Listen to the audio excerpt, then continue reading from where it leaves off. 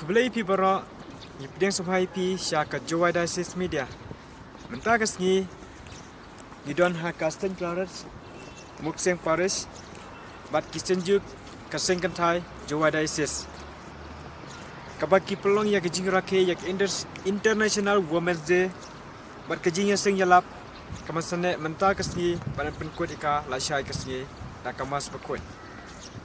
Ila ruban saki bangne ba kilong kemi na ki parish paper kilas sedang mentui cha kejing peli pudai ya kenika program kelas sedang mentah kesni. Tementa ngiskap si kenten akuntin ke kaba i presiden jong kaseng senjuk kentai ba idon menong ha kenika por. Akan kapor ngapan pau kejeng siango ya ki para long kemi ki bawan na ki khatra parish ra kejeng ai bat jengker khu jong blai leyawan krui ha ka Saint Claret Muksiang parish kum kadak bangi rakhe ya ka International Women's Day bat kejeng ya seng ya lap jong ga senjuk kentai Catholic Jowai diocese bat ngai ro kejeng khublai bat ka message ya gitu kilong kemi ke bamyo lat banwan hagane kesni ngakermen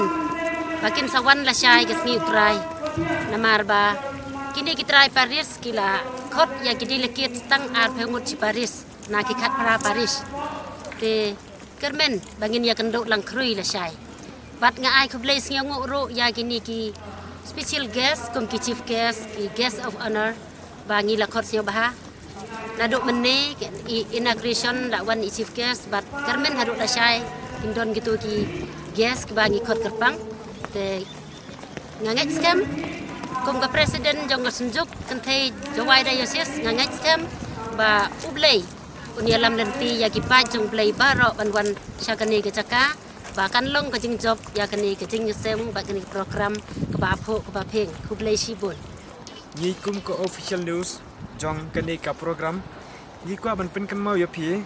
ba pila ban pe ya ki program ha kini ki arsni baro ha ka YouTube channel jongi ka Jowai diocese media kublai sibun